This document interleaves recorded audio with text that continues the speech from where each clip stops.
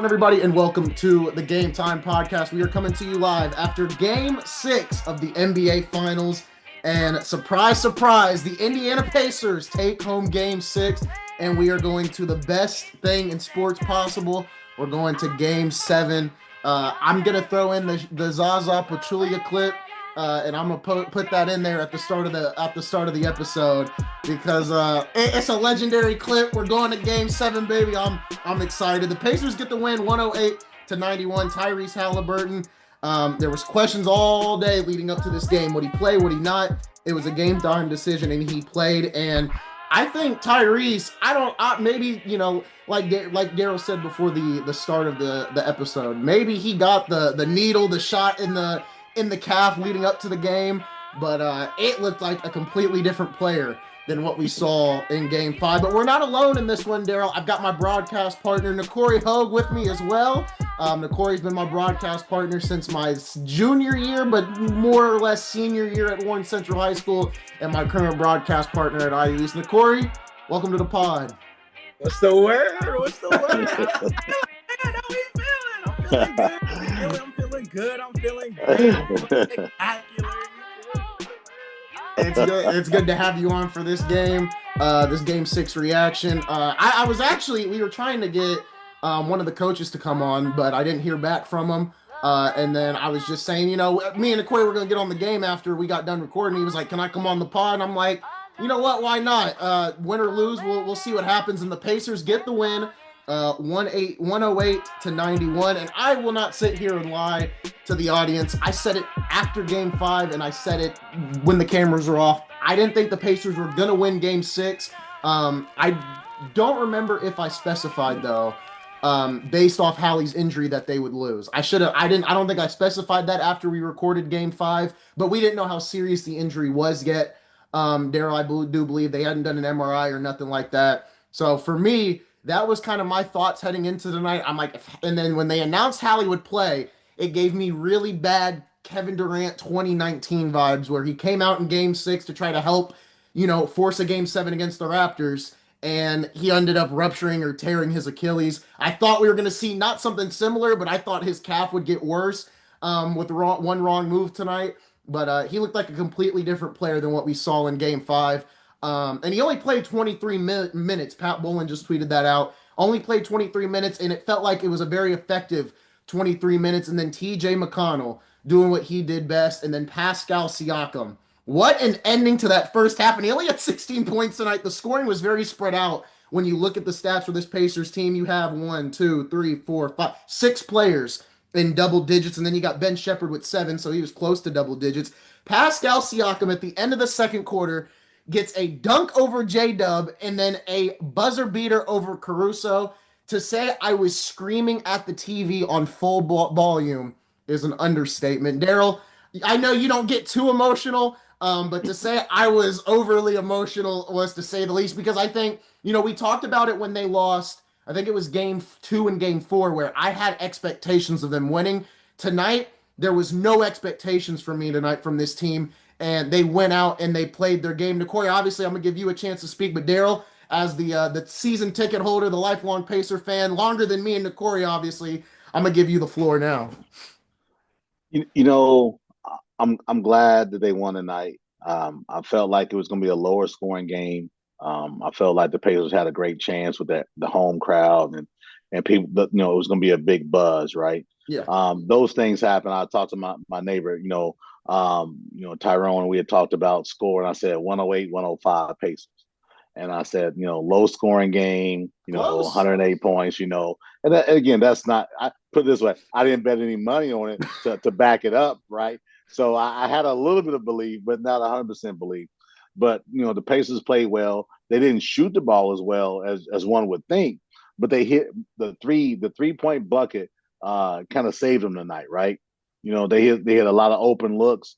And again, just like in Game 5, they had a lot of open looks. They just missed them. Yep. So that's the yin and the yang of what the Pacers have done over the last 2 games. What I like is, though, the fact that, Tyrese said, "I'm going to play." Mm-hmm.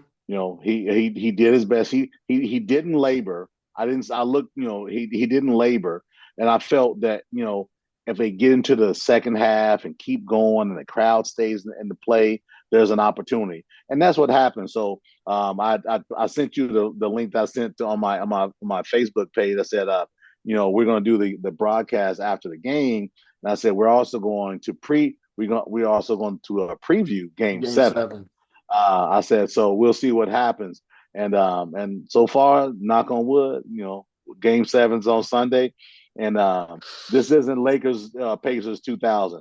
This is a lot more highly contested series than that series was from a physical perspective. Let's see what happens with the Pacers on Sunday. So we actually had a member of Pacers, like of the media that covers the Pacers. We actually had a member that was gonna come on Sunday. I'm not gonna give the name out because now that date's gonna switch because when we emailed, we said, okay, if they lose in game 6, we'll record Sunday.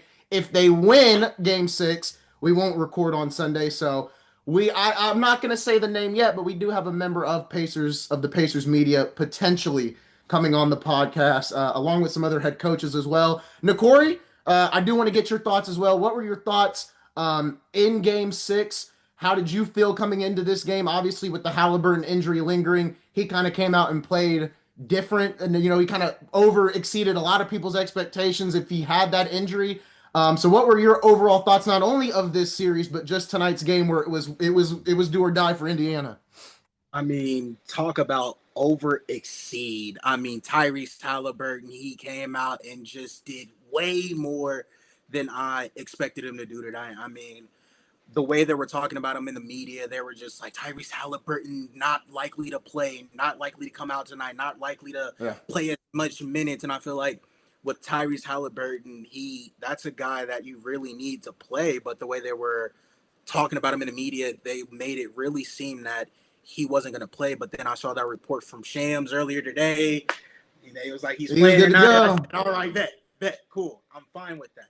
But me personally, as a broadcaster, as a person that really likes to come from the standpoint of an athlete, I really didn't want to see him overexert himself because, there's still a game 7, and you still need that star player, what Tyrese Haliburton brings, but you don't also want to bring him into game 7 with that overextension of that injury. You don't want to bring that type of energy into that game 7, especially with what Stephen A said earlier tonight at halftime. He had brung up how OKC was looking and how they were feeling tonight at half, and he said, they look like they're gearing up for game 7. It doesn't look like they're out of it truly just yet. They look like they're getting ready for game 7. They know they're out of this one already. You can really tell if you look at the bench of OKC. I was looking at the bench shots of OKC all night long.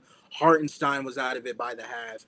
J-Dub was out of it by the half. SGA was out of it by the half. That player mentality that they had starting off that 2-10 lead that they had in that first quarter, all that energy somehow just depleted out of that entire side of the court. I think it was the second quarter, though, that really kind of put a stamp on things. Obviously, they had to get through the third quarter, and they made it a 30-point lead come the end of the third quarter. But it was that second quarter that made the difference. And you talked about Haliburton, and I think Carlisle did a great job managing Haliburton tonight. He played 23 minutes, where usually, Daryl, I don't know it on average, but I would say he plays maybe almost the same amount of minutes as Siakam, which he played 32 tonight. Yeah, he's usually around 35, 36 a game. In this playoffs, he's been 35, 36 a game. So I think Carlisle did a really good job of managing Haliburton's minutes tonight because he played good. 14 points, 5 assists, 2 steals. It's not what he usually has. I mean, it's about on target, actually. He's averaging 15 in these playoffs. But you got to give credit to Nembhard, right? I think we said it, Daryl, after game 5. We said Nembhard's got to be more aggressive coming into tonight. And you said it's going to rely on 4 guys. I think you said Mathurin, Nembhard, Nesmith, and was it Turner? I think those are the 4 you listed after game 5. I did say Turner, absolutely. And Turner's still struggling with shooting the ball. Yeah. Oh, my goodness. But his energy, listen, Miles Turner's a guy that if his shot hasn't been falling, he drops his head. And he's no good for you on either end of the court. On the defensive end of the court, he blocks shots. He I think he had 3 blocks. He affected probably 4 or 5 more. Yeah. I like what he did on the defensive end. That shot's gonna fall, man. Plus 19. It's got to fall. Yeah, it's Plus got to 19 fall. tonight. And he was probably negative most of the series, I want to say. He was a plus 19 tonight on 3 points, 4 rebounds, and 2 blocks.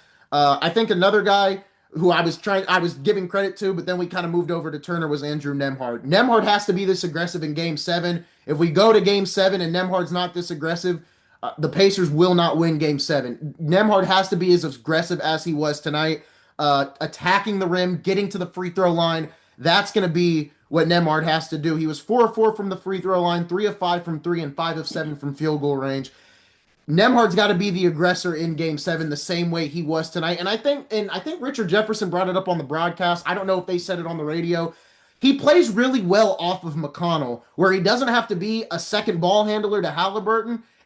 When him and McConnell were in, Nembhard seemed way more relaxed, and he felt like he could attack more, it seemed like. Well, and part of that is because TJ is a lot more aggressive in that half court set. He's looking to drive. He's not looking to spot up. Why? Because he's not a shooter. Yeah. So he's got to get to the basket, right? That's where his effectiveness comes into play, right? Mm-hmm. So then when that happens, when the defense collapses, well, there's an opportunity for Nembhard. Usually on one of the elbows to have an opportunity, or a fake and drive for himself as well. So yeah. Nkoria, your thoughts there? Nembhard. I absolutely love Nembhard throughout this series. Just everything that he has done for the Pacers throughout this playoff series it's mattered. No matter what it is, no matter how little it is, Nembhard does something that matters to the game for the Pacers, and it helps out the Pacers at the end of the day. And I mean, 31 minutes on the floor. I mean, you got 3 steals, 17 points out of that. Yeah. Nembhard is a great accessory for the Pacers in this series. And I mean, if you take away Haliburton like we thought, and you take away the scoring of SGA, and you take away J-Dub, if you do that on the side of the Pacers, and you take out Siakam, who else do you have on the Pacers that's really able to go out there and drop those scores, drop those aggressive buckets that you need, go out on the 3-point line and shoot those threes and have a good percentage out of it too? Yeah. That's Nembhard. The Pacers absolutely need Nembhard to play as aggressive, as fluent, as perfect as he did tonight. Tonight was a great game for Nembhard. There was moments in this series, and I want to say the last 2 or 3 games where he just wasn't aggressive. I mean, there was a night, I think it was game 5, he only had like 5 or 6 points, and me and Daryl both said he's got to be more aggressive. Matherin's got to be more aggressive, and I don't think Matherin played bad, but it's one of those instances where everybody on the Pacers can score with the ball in their hands, and he just kind of got put down in the pecking order, it seemed like. Overall, Daryl, is there any? I know you said you had some talking points, so I want to get back to you. What was the biggest difference for the Pacers tonight, other than the 3-point shooting? I think one of the things for me was their defensive effort, their hustle to get to loose balls. They've got to bring that energy in Game 7 because I mean you just got to keep bringing it up, right? Because it's Game 7. There's no more games after this. It's the first Game 7 since 2016. When the Cavs came back 3-1. It's going to be a good game, and that OKC crowd, that's going to be a big thing too. I'm interested to see, can the Pacers overcome that crowd, because that crowd's been there every night, but now it's Game 7. That crowd's going to be it's probably going to be on par with how Indiana was tonight. Well, a couple things that stick out to me, right? So I do the least and then the most that stuck out to me. Free throws. They shot 80% from the line tonight. They've been hovering on that upper 80s throughout the series, and they missed some shots early on, and I think that may have impacted them as well. The other thing is, we've been talking the last 5 games about how their defense is, how Lou Dort is the next coming of Gary Payton combination with Michael Jordan on defense. I'll give you a little bit of statistical data here. Nkoria, if you can't tell, he's joking. He's being sarcastic. Okay, I was about to say, what? Well, no, I'm not joking. That's what people are saying. Like, Lou Dort is the next coming of combination of Michael Jordan and Gary Payton. I'm not kidding about that. Well, we know that's not. He's locking up. He's a good defender. Don't get it wrong. He's not. I'm not saying he's not. What I'm saying is he's not those guys, right? Yeah. So looking at tonight's game, you talk about turnovers, right? We talked about the greatest, defensive team since the Bad Boys Pistons in 1989, right?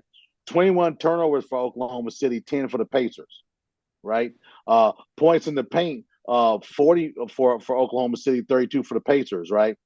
16 steals for the Pacers, 4 for Oklahoma City. Pacers were handsy tonight. Yeah. We talked about that in games after games 1 and games 2. Pacers were handsy tonight, and they put themselves in position of those deflections and those loose balls, those 50-50 balls. They took advantage of that. And then lastly, my other part is this, while I'm going to attack Lou Dort again, he's who I said he is. He's a liability on offense, and if he stays in the game, that's going to be a beneficial part for the Pacers. Now, with that said, though, you got Williams who stepped up his game the last 3 games and has been impactful. But you know what I heard tonight? A lot of Williams with the pull-up. Not Williams to the cup so much. Williams with the pull-up. In game 5, they did, ESPN. I was watching the game on television. Of course, I'm not listening to it. So, of course, just so you know, I don't listen to the ESPN broadcast. I only listen to the radio. You're talking about a 2-minute delay. I'll live with that. So, so in game 5, you saw a lot of Williams. They did a shot chart. Every shot he had but one was in the paint. Mm-hmm. I would love to see his shot chart for tonight, right? Because I think Neesmith, even though he plays aggressive, they backed off of him, and they made him shoot the pull up, and it wasn't dropping tonight. That was an impactful piece of probably Rick impacting the game as well too. So I want to add on to what you were saying there. 2 things. So, and I'm going right back to the second quarter because that's where this whole game changed for Indiana and OKC, but not in a good way. When you look at that second quarter, SGA and Jay Williams were the only 2 to score in the second quarter for the Thunder, and not only that, there was 0 assists by the Thunder in that second quarter as well. You talk about a definition of iso ball. That's literally what happened in the second quarter with the Thunder. Only Williams and SGA scored, and there was 0 assists in that second quarter by the Thunder as well. And like you said, the defense mattered there. They caused turnovers, and the Pacers just made those extra plays down the floor. And like I said, I think I said it on the phone, Haliburton just made those extra plays as well. He didn't do much, or he did. It looked like it wasn't much, but in the grand scheme of things, it meant so much to Indiana. Whether it was getting out on the floor and running, or just making that extra defensive play. Haliburton did a lot more than a lot of people, if you just watch the game, think he did. And I mean, Haliburton, he's just spectacular. And I'm just him and what he's been doing so far, not only just for Indiana, but just for the NBA itself. He's been in so many different conversations as of lately. Like conversations you wouldn't even dream someone from Indiana would be in. Like you're hearing Haliburton all-star. Haliburton is a superstar. He's one of to do this, and I mean, you still have people out there that are trying to take away and diminish what Haliburton is doing in this series so far. Haliburton has literally made history, and they're still saying, "Oh yeah, he's not an all-star. He's not this, that, and the third." But you can't knock what he's been doing so far. Haliburton has had a game winner in every series this playoff. Yeah. And like, when's the last time we've seen that? Genuinely, having someone who's had a game winner, who's clinching alive to every single opportunity he sees to keep his team inside of a playoff series, that is a dog. That is someone who's committed to the game and committed to his team. That is something that I love from a star in the making. I'm not going to say he's there just yet. You feel me? Not too much. I went on my tangent a couple episodes ago. I said, he's a superstar. Now, it looked bad after game 5, but like I said, I give it to the injury there. Daryl, what's your overall thoughts there about Haliburton? Well, he gutted it out, right? A lot of people were saying he's going to quit. He's, they laughed about no points in game 5. He was hurt. Yeah, he was hurt, and also too, I think he was worn out. Right? Because that perimeter pressure that Oklahoma City has put on him has impacted him. Mm-hmm. Let's call it what it is. They've impacted him, and you got to give Oklahoma credit. But Yeah. with that said, he dug deep, for Game 6 and said, "Nah, not just yet." Right. So you like to see that, but with that said, now you say, okay, now you see Game 6. Okay, what are you going to do for Game 7 as an So, encore? so I think the other difference there, I don't know if you noticed it when watching, but someone pointed it out on Twitter that the Pacers stopped doing full court. They play defensive wise. Mm-hmm. They only went to half court in Game 6, and I think that's what also made the difference in this one too. Was playing only half court defense and not doing full court. I think that also made a difference in them creating turnovers and stuff like that. Because it seemed like there was times tonight where OKC struggled to get in their offense because Indiana's defense half court wise was already set, whereas in that full court defense, yeah, you're kind of set, but in a half court defense, everybody's where they need to be. Right. No, good point. And I'll go back again. Man, Pacers look really tired in Game 5. They look Yeah. really tired in Game 5. And Rick said, you know what? Maybe this pressure isn't affecting this team like it's affected Milwaukee, New York, and Cleveland. So let's back off. But it's money time, right? And you like that. So what happens is then also, like I said earlier, the Pacers were handsy finally.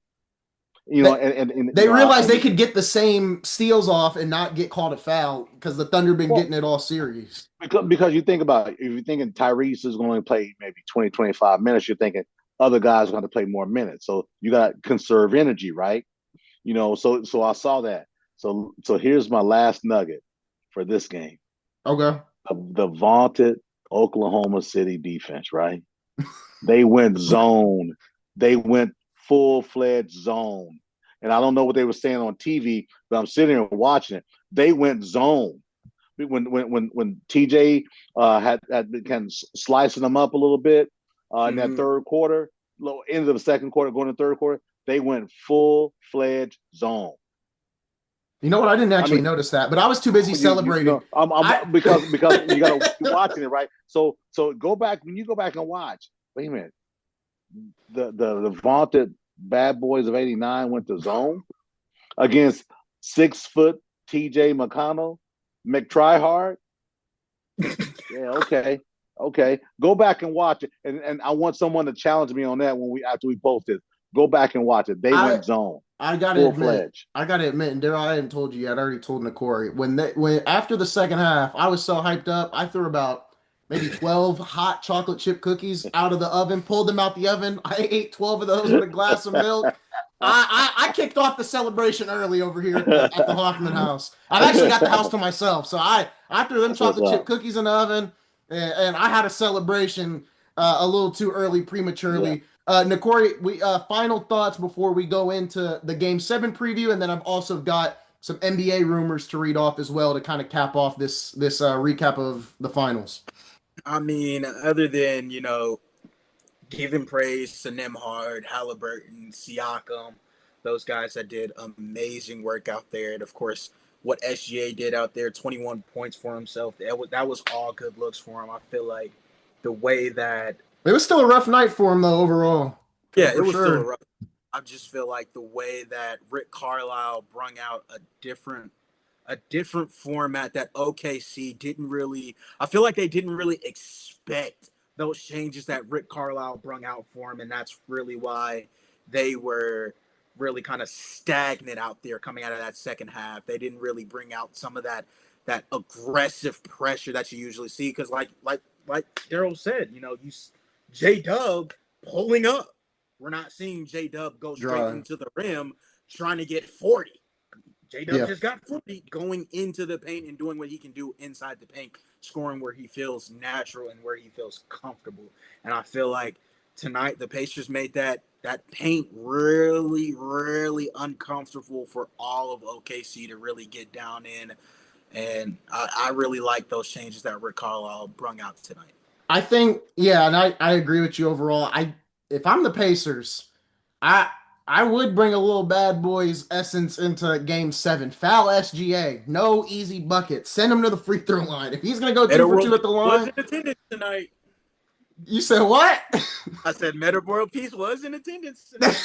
So I mean, I would say that too. Don't let no easy buckets happen in game seven. Obviously, don't get yourself ejected or nothing like that. But I would not let SGA get any easy buckets, kind of like they did tonight. Send them to the free throw line the same way OKC's done Indiana all series. Expectations for game seven. I'm curious to see what you guys are going to say. For the most part, I've kind of said what I wanted to say here in this review overall. I think Nemhard has to be aggressive as he was tonight. I think Haliburton has to score over 20 points if they want to win. I'm expecting a big game from Siakam as well. Daryl was laughing at me. I mean, he may not have to score 20, but it would comfort me if he went out and scored over 20 or something like that. But I know he may not do that either because we'll see how the cap is. But defensively, I think Carlisle should keep the same thing. But Carlisle said it very early on in these finals. He said after game two, it's a matter of adjustments. It's adjustment after adjustment after adjustment after every game, every play. It does not matter. They're making adjustments every single time. So I'm curious to see what OKC now does to counteract it. Because, Daryl, we said very early on, right? OKC has brought their guards up off the three-point line, and they're meeting them basically at the half-court logo, the Pacers guards, which is Nemhard and Haliburton. I'm curious what they're going to do now. Will they play zone again? I don't see them starting with zone, but I can definitely think with the crowd and being in OKC in game seven, I'm not going to be surprised if we're going back to game one where it's a matter of the Pacers are playing catch up for most of game seven, but then when we get to the second half, either we're going to see that thunder run that we saw in game five, or the Pacers are going to do what they almost did in game five, but did accomplish in game one, or we're just going to have a close game all the way through, which I would rather have that happen because I don't need my nerves to be as bad as they already going to be on Sunday. Daryl and Corey, give me your overall thoughts, expectations for game seven, and then we'll get into some news. Mine are simple. The Pacers had six guys in double figures tonight. Yep. The leading scorer was Obi Toppin, right? I don't need Tyrese to score 25 points, 25 points. I need it to be a balanced game. I need whoever's on the court to be a threat. Yep. A legitimate threat. Not just because, Neesmith shot 44% from three in the regular season. Not that type of threat. I'm talking about a real threat. Miles. If that happens and you minimize your unforced turnovers. Minimize your unforced turnovers. Everybody's a threat. Rebound the ball. Pacers are finals champions for the first time since 1973. Yeah, I hope. Don't get me wrong. I hope. I already said on my Instagram, I was like, I saw the Lakers win. At this point, I could go the rest of my life not seeing the Cowboys win a Super Bowl if the Pacers can win on Sunday. So I would be perfectly fine if the Pacers can win this. Corey, your expectations heading into Game 7. I got to get one last thing in. Hopefully, this is the Miles Turner game. I hope Sunday is the Miles Turner game because he has not gotten, I don't think he's gotten over 10 points in any of these games. I really hope Turner just has a breakaway game in game 7, but we will have to see. Corey, I'll give you the floor. And that's why I kind of hate, this. I hate doing this. I hate breaking your heart. He's not gonna do it, man. I'm sorry. What, Tyrese or Turner? Turner, bro. Turner's not getting. I know. Turner's not getting that. Turner's just not doing that tonight. But either way it goes. Either way this side goes, I don't really have expectations coming into things like this because setting expectations, that's how you get your feelings hurt. I don't really care. As long as there's good basketball being played on the side of the Pacers. I need Nembhard, like we said, I need Nembhard to go out there, lay it all. I need everybody, not just Nembhard. I need everybody to lay it all on the line. Fight like you're fighting for your life out there against OKC because you already know, like I said earlier and like Stephen A said earlier, I feel like they're just gearing up. They're just getting ready for the Thunder. You're going into their territory now. So now you guys have to make the preparations, being the Pacers. You guys have to make the preparations. You guys have to come in here, make sure your mindset is good, make sure your chakra and your energy is all straight before you go out there and you have to meet our crowd again. Either way this sides go, I can just feel it in my, it's going to be a blowout. You think it's going to be a blowout? Yes. On who? On who? like I said, I don't know. I just feel a blowout is going to be coming. I feel like it's Houdini Ho speaking again. I may be here, I may be not, but I feel like it's going to be there's going to be a paradigm shift, and it's going to be a very drastic shot that a team is not going to be able to come back from. That's the only way to knock down a team, these two teams. Because I said it earlier, I forgot who I was talking. It was somebody at work. I said the Pacers are a team that just don't sit down and shut up. Doesn't matter what situation they're in. They don't sit down and shut up. They're always up. They're always saying, get out there, go do some more. We need this, we need that. They always have a higher expectations for everybody on that team. But like I said earlier on right here, we saw OKC just completely out of it. Yeah. If the Pacers can go to OKC And drown out that energy that Yeah. OKC has like they did today, best believe they're not going to have that spirit to go out there and do what they need to do. It's just a matter of when that time comes and who's going to be able to do that. Who's going to be out there on the side of the Pacers that are going to take the energy, that breath, that momentum out of OKC. And I really do feel like it's probably going to be at least either Siakam or Nimhard. I'm And sorry. I think the other or Haliburton in that list. I think the other thing too is if they can shut down the crowd early, I think that's going to be before let's the team. I don't think it's going to be hard to get the team to quit in Game 7. It's more about the crowd. I think getting the crowd out of it is going to be the biggest thing Yeah. there. Daryl, anything you want to add on to that? No, I don't think it's going to be a blowout because yeah, we had a blowout tonight, and then in game 5, kind of they Oklahoma kind of controlled things, but as cheeks get tight, man, in game 7, and none of those guys in Oklahoma have been in this type of fight. Yeah, you got Caruso over there. He's a role player. Let's not act like he was some difference making player. He was a role player. He had along 0 for the tonight. ride. Well, Yeah. I'm talking about when he was in LA when he won the title. Oh. He was a role, yeah, he played good defense. There was nothing dependent on him. Let's see what happens in game 7 when the chips are on the table and everybody has to make a play. I look forward and see what happens. Let me ask you this. Let me ask you this because I took a back seat for today. Usually I'm the one with a lot of questions. So let me ask you this, Daryl. Coming out of this, and we know OKC, they're the type to lose one, come back with a rebuttal, whether it be just a 20-point or a 40-point game from J-Dub, SGA going 17 for 17 at the free throw line. OKC always has a response to a loss. So how do you feel like OKC is going to respond to the loss that they took tonight? Because I feel like that's going to play a big factor in the game 7. With fire, man, they're going to come out, hell, fire, and brimstone. If we're talking WWE references, right? So, but with that said, Pacers got to withstand that, right? They've got pros on their side too. These guys are in the finals for a reason. They're not there just for window dressing. Those guys are real live players over there. So yeah, Oklahoma City is going to come out tough, right? And I expect them to. I also expect the Pacers, with the best coach in the series, to come out ready as well. All right. I like it. Like the little discourse there at the end.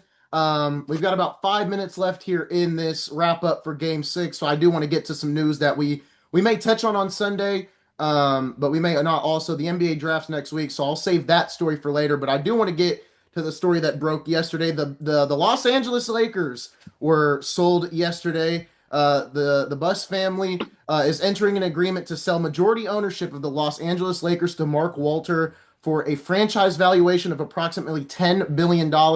This is the biggest a sports franchise. This is the most a sports franchise has ever been sold for, is $10 billion. The Buss family will keep a minority share of the team, just over 15% for a period of time, a source told. In addition, Jeannie Buss will remain the Lakers governor and continue to run the team for at least a number of years. Sources with knowledge of the deal told ESPN's Ramona Shelburne it was guaranteed as part of the agreement that Buss would remain in charge for the foreseeable future, and Walter fully endorsed this plan, according to sources. I think a lot of people, including myself and Lakers fans, see this as a good thing, right? I think a lot of people, not only Lakers media, have said it for the past couple of years. The Lakers have been playing cheap the last couple of years. And you look, and for people that don't know who Mark Walter is, he's the owner of the Dodgers. And if you know MLB, you know the Dodgers have almost unlimited money, right? They went out and built a super team to win the World Series last year, and they've got that same super team trying to go back to back this year. At this point, the Lakers can just look at the salary cap as just something in their way of what they want to do this offseason. But I'm curious to see what will happen. Obviously, I think the Lakers have a lot more they can spend with now. They've got a lot more room to play with. We've got about 3 minutes here. Daryl, I do want to get your thoughts on this. Corey, I don't know how well you know about the sale and whatnot. I know you were here for the finals part. So, Daryl, I want to get your quick thoughts on that sale and what it could mean for the Lakers in the next couple of years. It's really simple for me. It's an NBA cap. Baseball doesn't have a cap. So that's a good point. We can't compare Dodgers and Lakers. They got a cap, and then they've also got a luxury tax prospect. And also, too, in LA, you still got to get some people in the front office that can make great decisions. Just because you bought them for $10 million doesn't make you make great decisions. I'm not impressed. It moves me nothing. I'll let Nakari do his thing. It's a zero. It's on the scale for me. It's a zero burger for me. Fair enough. Like I said, I think I've been disappointed with some of the management decisions, obviously, but it's nice to. Hopefully, this is the management that can push us in the right direction, right? You see what the Dodgers are doing. That's kind of you can't compare. But I understand. No I understand. We've got about a minute left, Nakori. If you got any thoughts about that, what are your thoughts? And then I'll wrap us up here with an outro. So look, man. MLB, BLT, TLC, Lakers in 5. There you go. Yeah, let's go. Hey, in 5 years. By the way, Nakari, just so you know, Darren just messaged. That's my boy Nakari. Tell him I said what's up. I seen a picture of us on the screen. So I'm excited for the future. We'll talk about it more on Sunday. But I wish we could have talked about Ace Bailey tonight, but we'll talk about him on Sunday as well. That'll be good. That's going to be fun to talk about. But other than that, guys, that's going to do it for this special edition of the Game Time Podcast. Nakori, thank you for joining me. Daryl, of course, you've been here for all the game reviews of the finals, so I appreciate you as well. But folks, we'll see you on Sunday for more of the Game Time Podcast.